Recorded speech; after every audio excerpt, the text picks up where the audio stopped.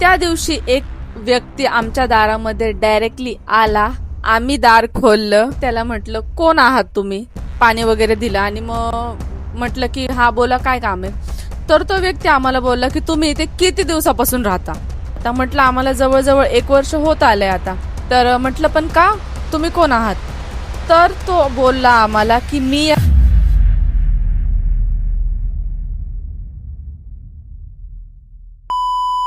So हे hi hello friends, कसे आहात तुम्ही. आय होप सगळे मजेत असतात. मी तनुजा, मी आहे आनंद. सो तुमचा परत एकदा आमच्या युट्यूब चॅनलवर खरं मनापासून स्वागत आहे. तर आम्हाला अपेक्षाही नव्हती की तुम्हाला आमच्या स्टोरीज एवढ्या आवडतील म्हणून, आणि तुम्ही आम्हाला एवढं प्रेम देताय हे बघून आम्हाला खूप छान वाटतंय. खरं प्रत्येक व्हिडिओमध्ये आम्ही हेच बोलतो की तुम्ही इतक्या छान कमेंट करता आणि आमच्या नेक्स्ट ब्लॉगसाठी तुम्ही उत्सुक असता. ते ऐकून आणि बघून खूपच छान वाटतं. तर त्यासाठी परत एकदा आमच्याकडून तुम्हाला थँक्यू. सो आपण आपला व्लॉग जो आहे तो स्टार्ट करूयात. तर लास्ट व्लॉग जो आपण सोडलेला होता की तो असा कोणता माणूस होता, अनोळखी माणूस ज्याला आम्ही कधी बघितलं नाही, त्याच्याशी कॉन्टॅक्ट नाही, काहीच नव्हतं. अचानक तो कोण होता जो आमच्या दारामध्ये आला होता. तर ते तर आपण कव्हर करूच, बट त्याच्या आधी मला एक इन्सिडेंट तुमच्याशी शेअर करायचा आहे. त्या रूम मध्ये असताना, सॉरी एक नाही 2 इन्सिडेंट आहेत जे मला तुमच्याशी शेअर करायचे आहेत. तर फर्स्ट इन्सिडेंट तर असा झाला होता की जेव्हा आम्ही त्या रूम मध्ये राहत होतो तेव्हा, जसं की आम्ही तुम्हाला सांगितलं, आमची कंडिशन इतकी खराब होती. तर तो जो एजंट होता, ज्या एजंटने आम्हाला तिथे रूम वगैरे दिला होता, तर आम्ही त्याला पर्सनली विचारलं होतं की हा जो रूम आहे तो कोणाचा आहे. तर तो आम्हाला बोलला की हा ये जो रूम है ये मेरे दोस्त का रूम है, ये पूरा मैं चलाता हूँ, ये पूरा मेरे अंडर में है और उसका और हमारा रिलेशनशिप बहुत अच्छे है रिलेशनशिप, असं बोलला होता. तर आणि त्यावेळेस तो एवढा जेन्युइनली बोलत होता, एवढा गोडीत बोलत होता, म्हणजे नाही का प्रेमाने बोलत होता. तर आम्हाला कधी त्याच्यावर डाऊट यायचा प्रश्नच येत नव्हता. तर असं करत करत नाही का आम्ही त्याला रेंट वगैरे द्यायचो, त्याच्याकडे आम्ही 15,000 डिपॉझिट वगैरे जमा केलं, सगळं जमा केलं होतं. आणि दुसरी गोष्ट, आम्ही जेव्हा त्याला विचारत होतो ना भाडं वगैरे कमी करायला किंवा तुम्हाला नंतर डिपॉझिट देईन XYZ, हे सगळं त्यांनी हँडल केलं होतं. म्हणून आम्हाला असं वाटलं होतं की हे सगळं तोच हँडल करतो, याचा अर्थ त्याच्या सगळं अंडर आहे. म्हणजे नाही का, तुझं मी एक भाडं तुला लेट देईल, ह्या महिन्यामध्ये देईल, किंवा मी डिपॉझिट थोडे थोडे देईल. तर तो सगळ्या गोष्टी ते अग्री झाला होता. तर आम्हाला वाटलं की ठीक आहे बाबा, त्याला आमची कंडिशन समजते, आम्हाला तो समजून घेतोय, तर तो व्यक्ती चांगला असेल. आणि तिथे सुद्धा आम्ही फसलो. आणि एक वेळेस त्याला बोललं पण होतं की आम्हाला ओनरशी बात करून दे. पण तो बोलला अरे उनका भी फोन नाही लग रहा है, अभी वो आउट ऑफ मुंबई है, टेन्शन, काही पण असे रिझन वगैरे द्यायचा तो. आणि त्यांनी आमच्याशी जास्त त्याच्याबरोबर कॉन्टॅक्ट, जास्त काय आमचं आणि त्याचं कधी कॉन्टॅक्ट नाही होऊ दिलं त्यांनी. ओनरचं आमचं कधी कॉन्टॅक्टच होऊ नाही दिलं. एक दिवस आमच्याकडे आला आणि आम्हाला काय बोलला, त्याला वाटलं आपण ना या दोघांना जास्त घ्यावा, या दोघं छोटे, त्यांना काही समजत नाही वगैरे. तर आहे ना फ्रेंड्स, आमच्याकडून खरं तुम्ही सुद्धा हे शिका आणि थोडेसे अलर्ट राहा त्या गोष्टीबद्दल. तो आमच्याकडे आला आणि आमची त्यावेळेस सिच्युएशन खूप खराब होती. तर तो येऊन आम्हाला असं बोलला की नाही का, तुम्ही ऍक्च्युअल मध्ये कुठं राहता, काय करता, म्हणजे नाही का तो आमची पूर्ण चौकशी करत होता की तुम्ही कुठे राहता, फॅमिली कुठे आहे, काढून घेतलं आमच्या मनामध्ये. तर आम्ही त्याला सगळं सांगितलं की आनंद पुण्याचे आहे, त्यांचे मम्मी पप्पा तिथं आहेत, आमचं लग्न रिलेशनशिप मध्ये झालेलं आहे, माझे आई वडील इथे राहतात. मग बोलतो मग तुमचे आई वडील ज्या घरामध्ये राहतात ते तुमचं स्वतःचं घर आहे का. म्हटलं हो स्वतःचं घर आहे. मग परत बोलला की ठीक आहे. मग ना असं बोलून मग त्यांनी आमच्या मनातून सगळ्या गोष्टी काढून घेतल्या आणि आम्ही सांगत गेलो. आम्हाला वाटलं की रॅन्डम आलाय, आपल्याशी बोलायला आलाय, तर आम्ही सांगितलं त्याला. तर बोलला की ठीक है, मेरे को एक बात बताओ, अगर समझो आपके ऊपर इतना सिच्युएशन आहे. आम्ही त्याला सांगितलं होतं आमचं गळ्यातलं वगैरे घाण आहे, आम्हाला समजत नव्हतं की नाही सांगायला पाहिजे आपल्याला, पर्सनल गोष्टी नाही सांगायला. पण आम्ही त्याच्या गोष्टींमध्ये येऊन थोडंसं इमोशनल होऊन त्याला सगळं सांगून टाकलं आम्ही. दुसरी गोष्ट, आम्ही नवीन होतो फ्रेंड्स, आम्हाला एवढी दुनियादारी किंवा लोक कसे फसवतात आम्हाला हे सगळं माहिती नव्हतं. मग तो बोलला ठीक है, समझो अगर मैंने आपको 50,000 रुपया दे दिया तो आप उसका क्या करोगे. तर आम्ही दोघांनी असं एकमेकांकडे बघितलं, म्हणलं 50,000 भेटलं आनंद, आपण पहिले जाऊन आपलं सोनं सोडून आणू. असं मनातली मनात आम्ही एकमेकांकडे बोललो नाही, फक्त आमचे एक्सप्रेशन चालू होतं. आणि ज्यांचं पण आमचं जे कर्ज झालंय म्हटलं आम्ही ते थोडंसं कमी करू शकतो. तर मला काय वाटलं की तो लोननी पैसे देणार आहे की नाही का, मी तुम्हाला 50,000 देतो आणि तुम्ही मला लोनच्या हिशोबाने प्रत्येक महिन्याला थोडे थोडे द्या. मला तो वाटलं असं बोलतोय, पण त्याचा बोलायचा अर्थ तसा नव्हता. त्याचा बोलायचा अर्थ होता की मी तुम्हाला 50,000 रुपये देईल, पण त्याबद्दल तुम्हाला माझं एक काम करावं लागेल. तर ते काय काम असू शकतं. आम्हाला काहीच आयडिया नव्हती. तर तो बोलला की माझ्या नावावर ऑलरेडी एक लोन चालू आहे, तर आहे ना मला अजून एक लोन घ्यायचंय. कशाबद्दल? त्याने आम्हाला ह्याच्या आधी पण 2-3 वेळा सांगितलं होतं की माझं वांगणीमध्ये पण खूप मोठे मोठे Flat. फ्लॅट्स आहेत म्हणजे बोल बच्चन माणूस होता तो. हा, आणि काय बोलायचा, माझी खूप मोठी बिल्डिंग आहे, त्याच्यामध्ये माझे एवढे एवढे फ्लॅट माझे आहेत, जर का तुम्हाला पाहिजे असेल तर तुम्ही स्वतःच्या पण नावावर वगैरे करू शकता. म्हणजे नाही का हा. असे फसवाफसवीचे कामं तो माणूस करत होता. तर हे आम्हाला माहिती नव्हतं. तर मग तो बोलला अगर आपको 50,000 रुपए मिल गए तो आप क्या करोगे उसका? म्हणलं क्या करेंगे हम लोग, जो हमारा सोना वगैरह उधर हमने गिरवी रखा है वो हम छुड़वा के लाएंगे. तर बोलला चलो मैंने दिया, असं बोलला. असं हा, बोलला. म्हणलं दिया असं कसं कोणी पैसे देईल? तर बोलला की लेकिन उसके लिए आपको हमारा एक काम करना पड़ेगा. म्हणले क्या करना पड़ेगा? तो बोलते कि मेरे नाम पे ऑलरेडी एक लोन चल रहा है, तो मैं दूसरा लोन नहीं उठा सकता, और मैंने ना वांगने में बहुत बड़ा बिल्डिंग लिया, उसमें मेरा इतना फ्लैट है, तो मुझे ना थोड़ा उसके लिए उसमें थोड़ा इन्वेस्ट करने के लिए थोड़ा पैसा चाहिए. तो म्हणलं फिर उसमें हम क्या आपकी मदद कर सकते हैं? हा, म्हणजे त्याला त्या बिल्डिंग मध्ये फ्लॅट घ्यायचा होता आणि कोणाच्या नावावर घ्यायचा होता? हिच्या नावावर. आणि तो हा. म्हटला उसका ईएमआय मैं भरूंगा, असं बोलला हा, आम्हाला. सॉरी मला सांगता नाही आलं. हा, तर आम्ही पहिले तर खुश झालो, कारण तो आम्हाला 50,000ची त्यांनी आम्हाला लालच दिली. ठीक आहे की बाबा मी तुम्हाला देतो 50,000. नंतर मग हे त्याचे शब्द ऐकून काय माहिती आम्हाला कसं काय देवाने आमच्या डोक्यामध्ये बुद्धी टाकली, काय केलं. पण बघा ना, म्हणजे परिस्थिती अशी असते ना की आपल्याला खूप काही शिकायला भेटतं. तो आम्हाला असं बोलला त्या टायमिंगला. म्हणजे आपल्या खराब परिस्थितीचा लोक कसा फायदा उचलतात ना, हे बघा तुम्ही. त्याला असं नाही वाटलं बिचारे लहान आहेत दोघं, कसं काय आपण नाही का असं एखाद्याला फसवी करायची. तर त्या दिवशीपासून आहे ना मला असं वाटलं की नाही, ही दुनिया नाही का आपली नाहीये. मग तो गेल्याच्या नंतर आम्ही त्याच्या तोंडावर त्याला काहीच बोललो नाहीत. आम्ही त्याला बोललो ठीक आहे मैं मेरे पप्पा से बात करके देखती हूँ. त्याच्यानंतर मग तो गेल्याच्या नंतर आम्ही एकमेकांबरोबर डिस्कस केलं. तेव्हा म्हटलं आनंद, कुठल्या माणसावर आपण विश्वास ठेवायचा? उद्या त्याने आपल्या नावावर लोन काढला आणि तो कुठे पळून गेला, त्यांनी काय केलं नाही. ऑलरेडी त्याची एक हिस्ट्री आम्हाला त्याच सेक्रेटरीकडून, म्हणजे त्या सोसायटीच्या सेक्रेटरीकडून कळाली होती की ऑलरेडी त्याचे 2 लग्न झालेले आहेत. तर आम्हाला कसं वाटायचं इथेच राहतोय, तर आम्हाला त्याच्यावर ट्रस्ट होता. बट तो अशा आमच्या बरोबर गोष्टी केल्या ना त्यांनी, तर मग आहे ना आम्हाला थोडासा डाऊट आला त्याच्यावर. डाऊट आला पण आम्ही त्या गोष्टीवर जास्त ऍक्शन नाही घेतला. मी बोलले आनंद नको, काय कोण पप्पाला बोलणार जाऊन की पप्पा तो माणूस असं बोलतोय तसं बोलतोय, आमच्या गोष्टीवर कोणी विश्वास करणार आहे काय? साठी तो विषय आम्ही तिथे ड्रॉप करून दिला. पण आम्ही एवढं तर समजलो की कोणच माणूस आपलं नसतं, आपली मदत करायसाठी तो एका पायावर रेडी झाला, ह्याचा पण त्याचा काहीतरी स्वार्थ होता. तर त्याचा कॉल आला, तर म्हणला की आनंद भाई क्या करने का है?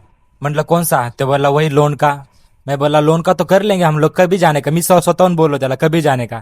तर ते म्हणला चलो चलते कल, लेकिन म्हटलं एक प्रॉब्लेम है. तो बोला क्या प्रॉब्लेम है? तर त्याला बोललो की लेकिन मेरा सिबिल खराब है, म्हटलं मेरे वाईफ का. मग ते सिबिल खराब आहे. तर मग तो एकदम शांत झाला त्या टायमिंगला, है का नाही धरून? त्या टायमिंगला तो शांत झाला आणि तो त्याने विषय तिथं सोडून दिला. त्याच्यानंतर पण त्यांनी आम्हाला फसवायचा एक पण चान्स नाही सोडला. हा एक इन्सिडेंट ठीक आहे फसवीचा.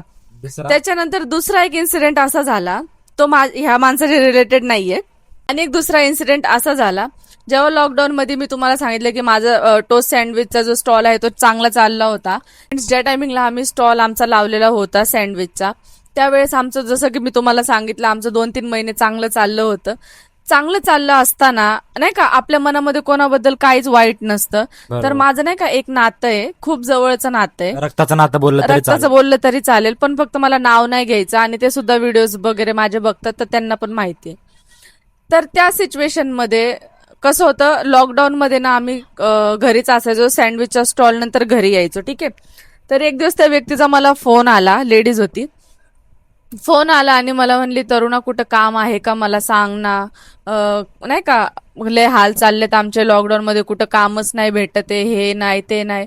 तर मी म्हटलं काम तर आम्ही पण जात नाहीत, म्हटलं आम्ही सुद्धा स्टॉलवरच आहेत, म्हटलं आता तेच लावतो आम्ही. तर म्हटलं पण काय झालं? तर म्हणते ती तर म्हटली की हेच घरामध्ये खायला नाही, हे नाही ते नाही, आम्ही सकाळपासून चहा नाही पिलोय. ठीक आहे असं बोलले आम्हाला, सकाळपासून चहा नाही पिलोय, माझी पोरगी जेवली नाही, असं तसं. तर मला एवढं वाईट वाटलं ना अक्षरशः फ्रेंड्स त्या दिवशी. तर मला सवय होती पहिल्यापासून नाही का पैसे थोडे साठवून ठेवायचे. तर जेव्हा स्टॉल लावायचे मी तेव्हा पण साठवून ठेवायचे पैसे. तर ते साठवलेल्या पैशामधून मी 500 ते 600 रुपयाचं राशन माझ्या पैशाने भरून, म्हणजे की नाही का 500-600 रुपयामध्ये जे येतं, चाय, साखर, मॅगी, बिस्किट्स, तेल वगैरे, तेलाची पिशवी वगैरे, कारण जेवढं आमच्या ऐपत होतं त्या जेवढं, हिशोबाने हा, आम्ही केलं. जेवढं माझ्याकडे होतं. आणि मी असं काय लपून छपून करत नव्हते. मी जे काय आनंदला सगळं सांगायचे की आनंद असं असं आहे म्हटलं. त्यांना मला थोडे मग हेल्प करायची. तर आनंद मला बोलले हा ठीक आहे, तुझ्याकडे आहेत तर तू कर. माणूस असल्यावर करणारच आहे. बघा, कोणाचीही मदत करण्यासाठी पैसा नाही लागत, त्याला नियत लागते. बरोबर. ठीक आहे, जर आपल्याला कोणाची मदत करायचीच असेल ना, आपण कोणाकडूनही पैसे मागून त्याची मदत करू शकतो. पण ज्याला करायचंच नाहीये ना, ते पैसे असून सुद्धा त्यांना बहानेच देणार. बरोबर. हे आम्ही अनुभवलंय. ठीक आहे, तर त्या टायमिंगला मी 500-600 रुपयाचं राशन स्वतः भरून, एवढं त्यांच्या घरामध्ये लहान मुलं होते म्हणून बिस्किट, मॅगीज वगैरे घेऊन, चाय, साखर सगळं घेऊन मी त्यांच्या घरी गेले आणि पर्सनली मी त्यांच्या हातामध्ये दिलं. ठीक आहे, तर त्या व्यक्तीला त्यावेळेस माझं खूप त्यांना असं वाटलं, अरे खूप कौतुक करावं, खूप कौतुक करावा की एवढं केलं माझ्यासाठी, तेवढं केलं. तर ह्या इन्सिडेंटचा पुढं काहीतरी संबंध आहे, तर मी तुम्हाला पुढे सांगेल. पण मी तुम्हाला सांगते की सिच्युएशन अशी असते ना माणसाची, जेव्हा आपल्याकडे असताना आपण पुढच्याची मदत करू शकतो.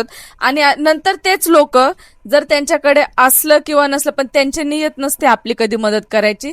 त्याच्यानंतर एक इन्सिडेंट असा सुद्धा झाला होता, जेव्हा माझ्यावर एवढी बेकार परिस्थिती आली होती ना, का माझ्या तिथंच राहत असताना माझं सिलेंडर अचानक संपलं होतं. त्यावेळेस ना मला कुठे सिलेंडर भेटत नव्हतं. आणि एक जण मला बोलला की भेटेल, पण तुम्हाला त्यावेळेस थोडा MRP, म्हणजे त्याची प्राइस थोडीशी जास्त होती. म्हणजे जे आपला रेग्युलर प्राइस भेटते 800-850, तिथे 1500 तो बोलला होता लॉकडाऊन मध्ये. ठीक आहे, जेव्हा आमची खराब परिस्थिती चालली होती. त्याच्यानंतर माझी कंडिशन खराब होती. ही 1-2 महिन्यानंतरची गोष्ट आहे. तर मग मी त्या व्यक्तीला परत एकदा कॉल केला. म्हटलं की असं असं झालंय, म्हटलं मला थोडं 1000 रुपयाची गरज आहे, माझ्याकडे 500 रुपये होते सिलेंडरसाठी. तू किती कॉन्फिडेंटली कॉल केला होता की ती व्यक्ती आपल्याला मदत करेल. तरी मला आनंद त्यावेळेस बोलले होते की कशाला मागते. तर मी म्हटलं मी मदत केली तर मी पुढच्याकडून अपेक्षा करू शकते की मला पुढे हेल्प होईल, म्हणून मी करते. आणि माझं नातं आहे, म्हटलं का नको मी विचारू. तर मी हक्काने एकदम कॉन्फिडेंटली कॉल केला. तर ती व्यक्ती मला डायरेक्टली असं बोलली की नाही माझ्याकडे आता पैसे. म्हटलं बघ ना, आता नाही, दुसरं कोणाकडे तरी विचारून वगैरे बघ, किंवा सिलेंडर असला तरी चालेल. म्हणले नाही ना, आमच्याकडेच एक सिलेंडर आहे, पैसे पण नाहीत, आम्ही घरी आहेत, असं आहे तसं आहे, हे ते. म्हणजे असं असतं लोक, नाही का, आपण आपल्यासारखे मन लोकांचे नसतात. म्हणजे आमची एवढी खराब परिस्थिती असून पण आम्ही तरी मदत सुद्धा. केली, आणि तुमच्याकडे सगळं स्वतःचं घर असून सगळ्या गोष्टी असून तुम्ही आम्हाला मदत नाही करू शकलात. मी मान्य करते नसेल तुमच्याकडे, ठीक आहे. मग तुम्ही असं तर बोलू शकता की मी प्रयत्न करते, किंवा मी कोणाला तरी विचारते, किंवा नाही जमलं तर तुम्ही एकदा परत फोन करून सुद्धा माणसाला एक तसल्ली म्हणून की बाबा नाही झालं तरुणा माझ्याकडून, किंवा नाही जमलं.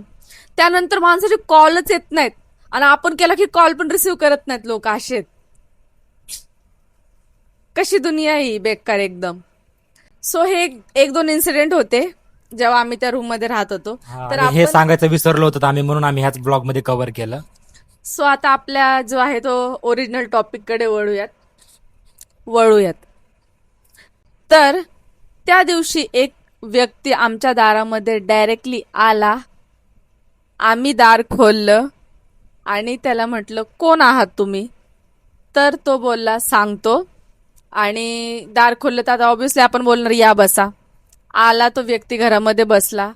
तो आम्हाला बोलला डायरेक्टली की नाही का, आम्ही पाणी वगैरे दिलं. आणि मग म्हटलं की हा बोला काय काम आहे. तर तो व्यक्ती आम्हाला बोलला की तुम्ही इथे किती दिवसापासून राहता. म्हणलं म्हणजे हा काय प्रश्न आहे. तर तो बोलला तुम्ही इथे किती दिवसापासून राहता. म्हटलं आम्हाला जवळजवळ 1 वर्ष होत आलंय आता. तर म्हटलं पण का, तुम्ही कोण आहात. तर तो बोलला आम्हाला की मी या घरचा ओनर आहे. म्हटलं मग काय झालं, ओनर आहे तर. आम्हाला काही वाटतच नव्हतं, कारण की आम्ही तर भाडं टायमिंगला देत होतो जाता आहे, बरोबर. त्याच्यानंतर आम्हाला अशा गोष्टी कळाल्या. तर तो आम्हाला डायरेक्टली थोडंसं रूडली बोलायला लागला की नाही का, तुम्ही काय टायमिंगला भाडं वगैरे देत नाही, तुम्ही डिपॉझिट पण प्रॉपरली दिलं नाही. म्हणलं असं तुम्हाला कोण बोललं, की आम्ही तुम्हाला भाडं नाही दिलं. तर मी म्हटलं तुमचा कोण लागतो. तर तो बोलला की तो एजंट आहे. म्हटलं एजंट आहे, तुमचा मित्र नाही. बोलतो नाही.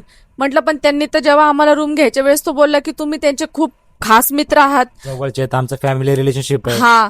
तर बोलतो मग तुम्ही आमच्याशी कॉन्टॅक्ट नाही का नाही केलं, तो ओनर आम्हाला असं बोलला. तर म्हणलं तुमच्याशी आम्ही खूप वेळा कॉन्टॅक्ट करायचा प्रयत्न केला, पण ते बोलले की तुम्ही आउट ऑफ मुंबई आहात, कधी ते सांगतात की तुमच्या घरी डेथ झाली वगैरे XYZ. तर ते तर तो माणूस आमच्याकडे असं बघत होता जसं काय आम्ही नाही का त्या घरामध्ये फुकट राहतोय.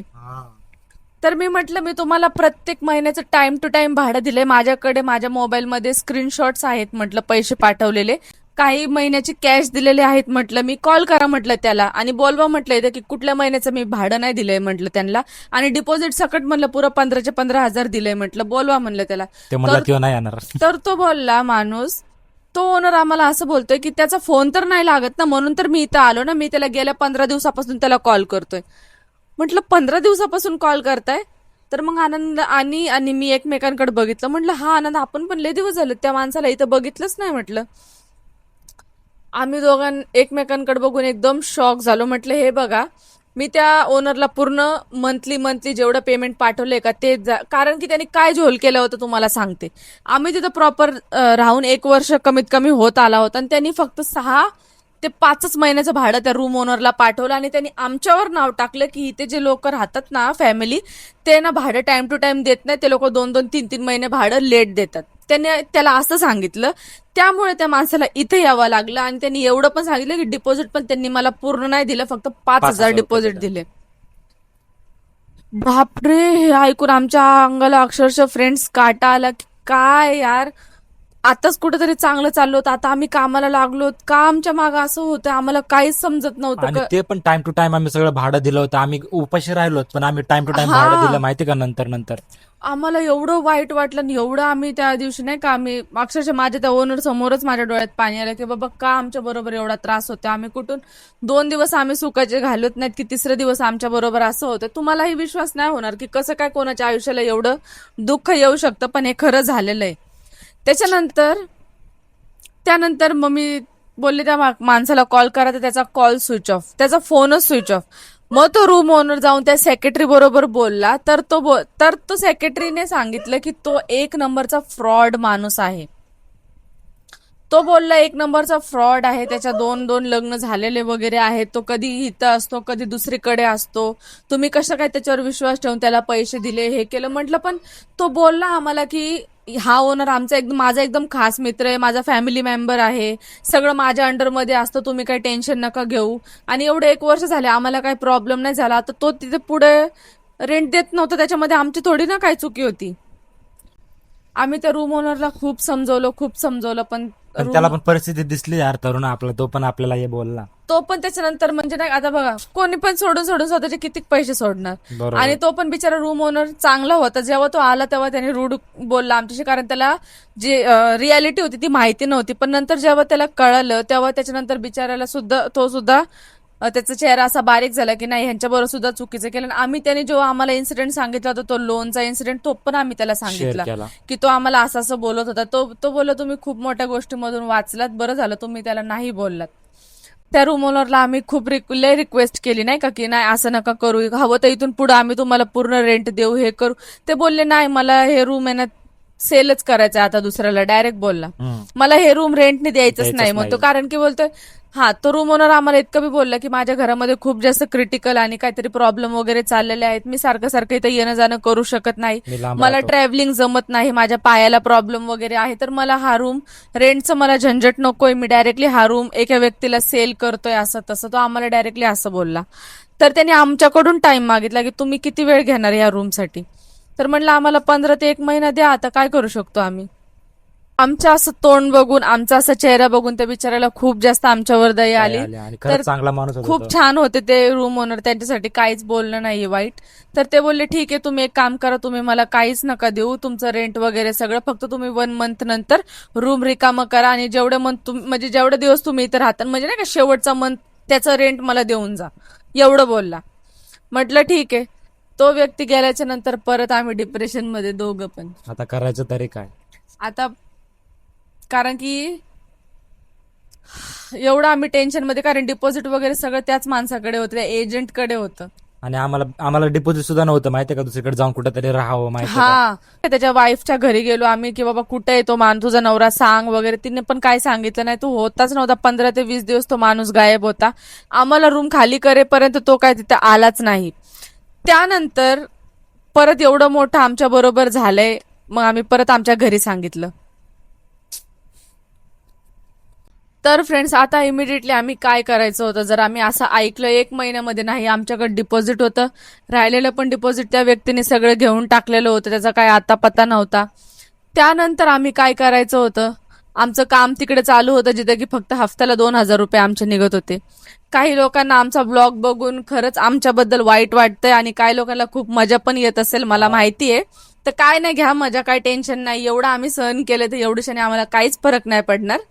फ्रेंड्स, त्यानंतर आमच्याकडे फक्त 15 ते 20 दिवस, लास्ट 1 महिना होता आम्हाला रूम वगैरे शिफ्ट करायचं. त्याच्यात पण आम्हाला कामाचं टेन्शन खूप जास्त उन्हाळा होता.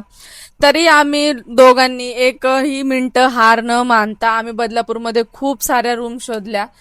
जागेवर उन्हातानाचे आम्ही भटकत होतो रूम बघण्यासाठी. पण आम्हाला ही अपेक्षा होती की म्हणजे आम्ही ज्या लोकांकडे जायचो ना, जिथले जे ओनर असतात, आम्हाला ही अपेक्षा होती की त्यांनी आमच्याकडून डिपॉझिट नाही घ्यावा. पण आमच्या बरोबर तसं काहीच नाही झालेलं. आम्ही जिथं पण जायचो ते लोक बोलायचे तुम्हाला मिनिमम 10,000 तरी डिपॉझिट द्यावं लागेल, आणि आमच्याकडे ते सुद्धा नव्हतं. आणि कुठून आणणार पण आम्ही एका मंथ मध्ये. आणि नंतर आम्ही एवढा विचार केला ना, आम्ही फ्लॅटमध्ये न राहता म्हणलं कुठं चाळीमध्ये पण रूम भेटला ना म्हणलं ते पण चालेल म्हणलं. पण आमच्या एवढी खराब परिस्थिती आली होती ना फ्रेंड्स. आणि प्लस आमच्याकडे थोडं पण नाही, इतकं सामान होतं, एवढे मोठे सोफे वगैरे, आम्ही अक्षरशः एवढे वैतागलो होतो ना खूप जास्त. रूम पण आम्हाला असं छोटा रूम नको होता, कारण की आमच्याकडे सामानच तेवढं होतं. तरी पण आम्ही नाही म्हणून आम्ही खूप मनाला समजवलं. आपण असं विचार केला की आपण सगळं सामान बी विकून देऊ, पण आपल्याला रूम तरी भेटू देत एक छोटा. पण आमचं ते सुद्धा पॉसिबल नाही झालं. तर फ्रेंड्स, एवढं वैतागून इकडे तिकडे शोधून सुद्धा आमच्या प्रॉब्लेमचा जो आहे सोल्युशन नव्हता निघत. तर आमच्याकडे लास्ट एकच ऑप्शन होता, कारण आमचे दिवस खूप जवळ येत चालले होते. तर तो काय पर्याय होता आणि आम्ही काय पर्याय निवडला असेल जेणेकरून आमच्या लोकांनी एवढे फायदे घेतले, एवढं आम्हाला काही बोलले. आणि एक मला कमेंट सुद्धा आली होती की मदत तर कोणी करत नाही, पण जे मदत करतात ते खूप टोमणे देतात. तर होत आहे, तुमची ही गोष्ट 101% खरी आहे. आमच्या बरोबर सुद्धा झालंय. ज्यांच्याकडून आम्ही मदत घेतलेली ना, त्यांनी एक सुद्धा आम्हाला टोमणे देण्यापासून आम्हाला सोडलेलं नाहीये. तर ते काय होतं, कसं होतं, आम्ही शेवटी काय केलं, तुम्ही ते ऐकू पण नाही शकणार. तुम्ही ऐकताना खरंच तुमच्या डोळ्यामधून पाणी येईल. तर तो ब्लॉग तुम्ही नेक्स्ट ब्लॉग बघा, कारण हा ब्लॉग खूप मोठा झालेला आहे आता. तर व्हिडिओ आवडला असेल तर लाईक करा. भेटूयात नेक्स्ट ब्लॉग मध्ये. Bye bye.